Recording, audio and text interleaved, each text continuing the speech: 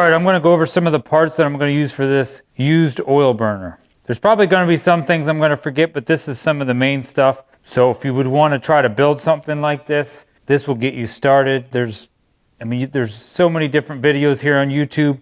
I've watched a million of them, so I'm going to do my version. Hopefully this will help you out. I have a few extra things here that I've never seen anybody else use.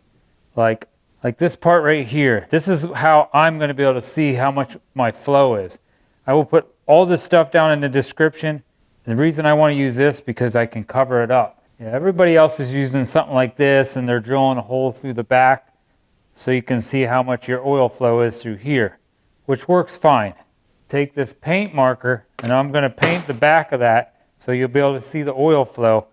And then when you got it set, you'll be able to cover this up. That way, in case somehow this does clog up, I'm not going to have oil all over the place. And all this is 1/2 inch. This is 1/2 inch. It's going to go into 1/2 inch soft copper here, a compression fitting. This is a 1/2 inch ball valve. I have this piece here. This is going to go in my tank. Now I'll put this down in the description too. They also have metal ones like this, but the inside threads here are for 1/2 inch. You will see me use this little piece here. This little piece of soft copper is 1/4 inch soft copper, and I have the 1/4 inch to 1/2 inch compression fitting. I have a male and a female. You'll see me use that in this video also. I do have some new drill bits just so I can drill through my brake rotor. Mine is about 11 inch, along with this stainless steel dog dish. It is, say the exact size is maybe 11 1/8. Ends up being a little bigger than this brake rotor. And if everything works correctly, I'm not going to use this fan. And then I do have my 10-foot roll of 1/2 inch soft copper. That's it right there. Nice stuff.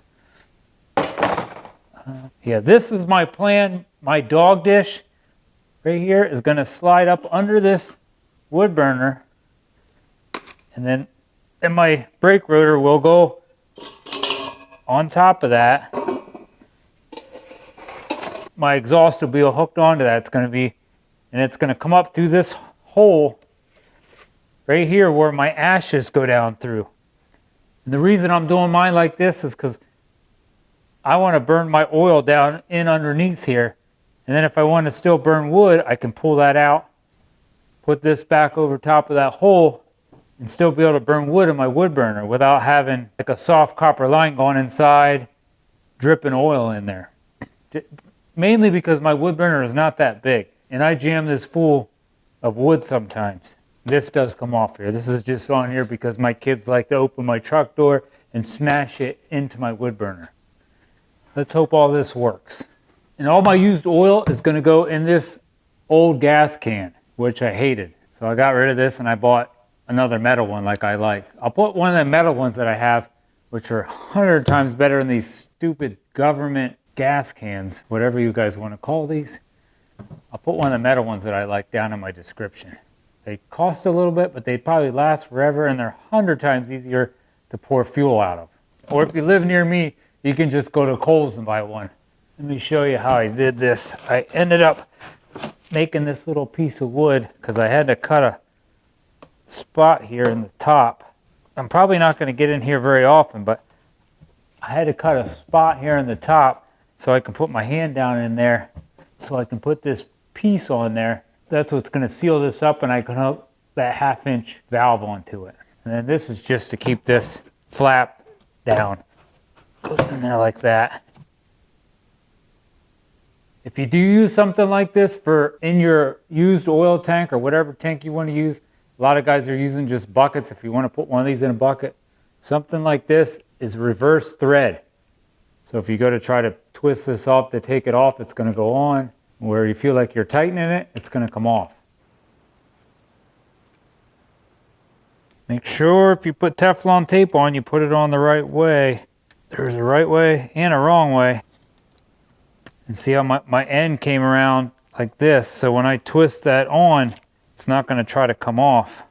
That needs to go all the way through there. So let me drill that out for 4. Oh, that'll work, 1/2 inch.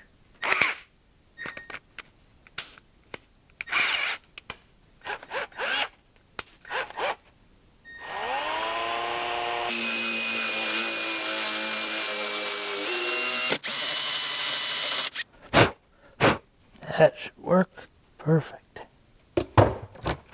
See, I want this little 1/4 inch to be able to go down inside there and drip. And I'm going to paint the back, this back side.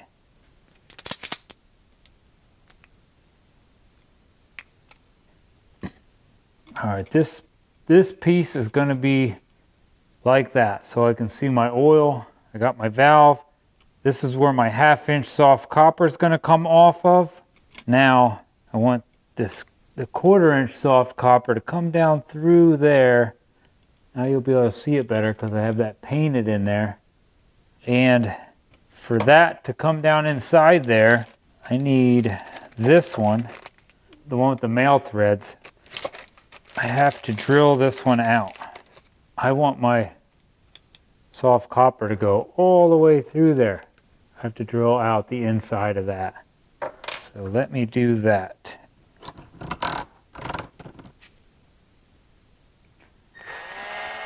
Put my 1/4 inch drill bit in there.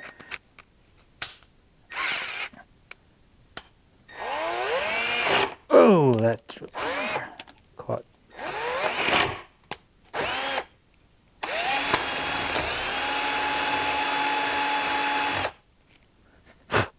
Should go all the way down through now. Not yet. Let me ream that out a little. Ah, there we go. Perfect. Now it goes all the way through. Something like that. All right, this brake rotor is going to get air through the sides here, but if you watch any of these other videos on YouTube, they definitely always have holes in the top. A lot of them will put 4, but I think I'm going to try to just put 1, or I'm going to put 5 of them in right across from each one of these where the lug nuts would be, because I'm only going to go to 1/2 inch, I think, on all these. And I'm going to use probably 3 different drill bits, because if you ever drill through metal, it's not the easiest thing in the world. And I did buy brand new bits.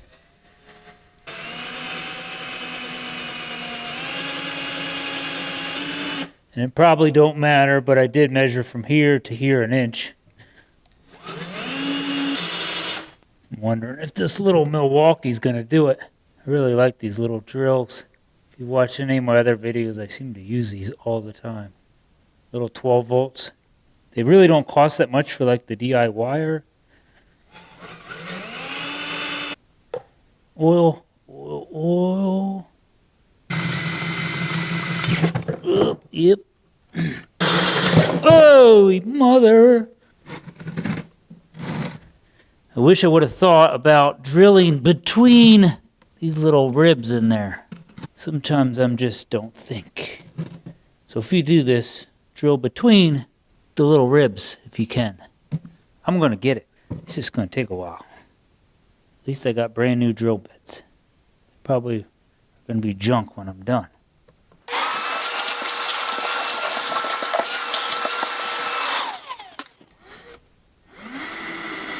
This Milwaukee is still on the same battery. I can't believe it. Now I did start using my old school Craftsman. Come on, baby. Suck it up.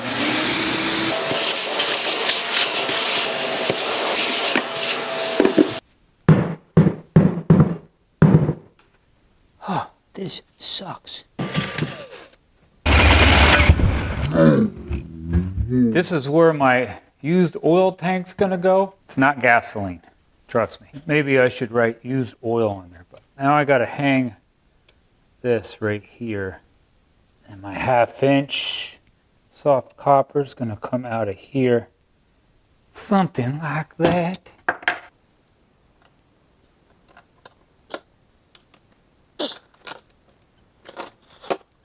That should be good. That's tight. Yeah, and I looked it up It looks like they're calling these water tank connectors or a bulkhead tank fitting. That's what this plastic one was back here. I'm going to put some of these these ones that are made out of metal, copper. Not exactly sure what they are, but they look a little nicer. They're definitely cheaper than the one I bought. And they have 2 rubber washers. I put the rubber washer on the outside. I guess if you have 2, you can just put one on the outside, one on the inside. Now I gotta connect this. And I did shorten up my little 1/4 inch. I had to use my little hacksaw. That's gonna be a compression fitting. All right, so that goes there. Let's tighten that one up.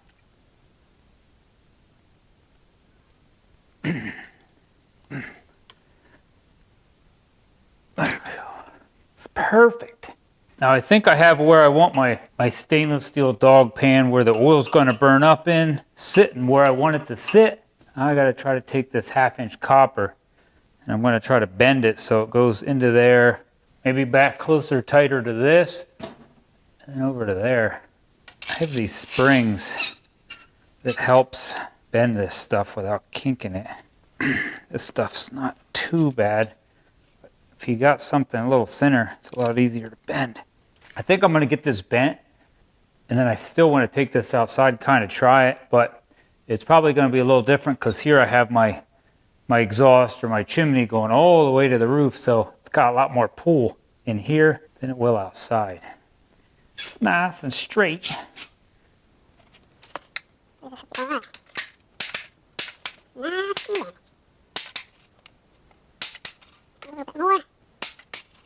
Seems like that should be a 90. Nice 90. This is also kind of a cheap Vevor tube bender. Works perfect. I like Vevor. That company works with me, and I buy some of their stuff, and some of their stuff they send me. Right now I'm waiting for a plasma cutter. Still want to straighten that out.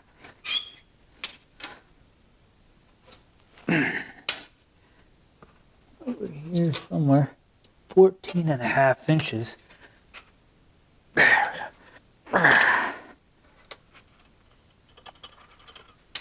Alright, let's see here. This has got to go downhill. Downhill. Alright, let's try that. 38. From there, 38, 38.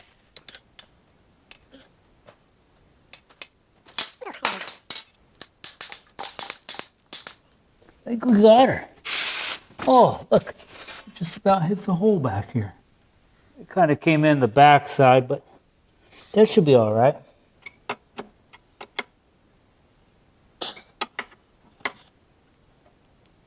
Yeah, that should be good. Everything should be tight. All right, this is going to be my first trial run. I have a little bit of diesel to help get this started.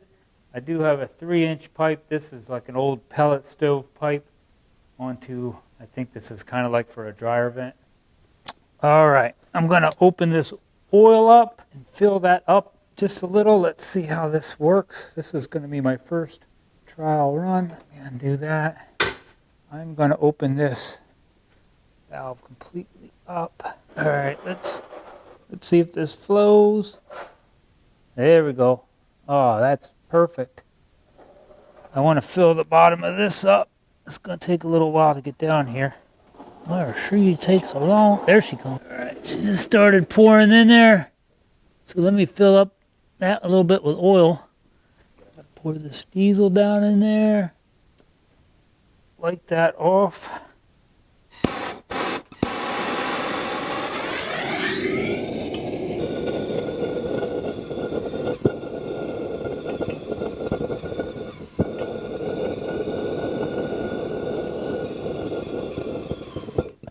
Ooh, we got flame. My goofy dog out there. Piper. 123 degrees. So far it looks good, like it's going to work with that 3-inch pipe, which I like because when I make my exhaust for on top of this, out of some angle iron that I do have, I plan on only making it like 4x4. I'm going to turn this on a little. Oh, that's nice because I can really throttle this down nice. Let me show you how slow I got her going. That really looks good like that. Now, like, that's the reason I did that. Now, when I get it going, I can cover this up if I want. That way, if something would clog, I don't have to worry about that overflowing.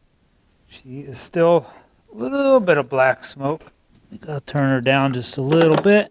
Let's see what the temperature is. You're going to have to believe me because you can't see this. 160, 170, 170 to 200. Can you hear it? Got my mic up closer. That's working awesome. And I got this. I just have a little flow coming out.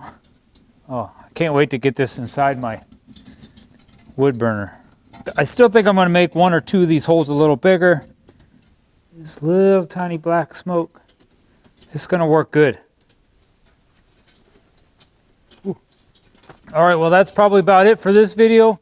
I hope you learned something about building, at least how I built mine, and a little bit about this.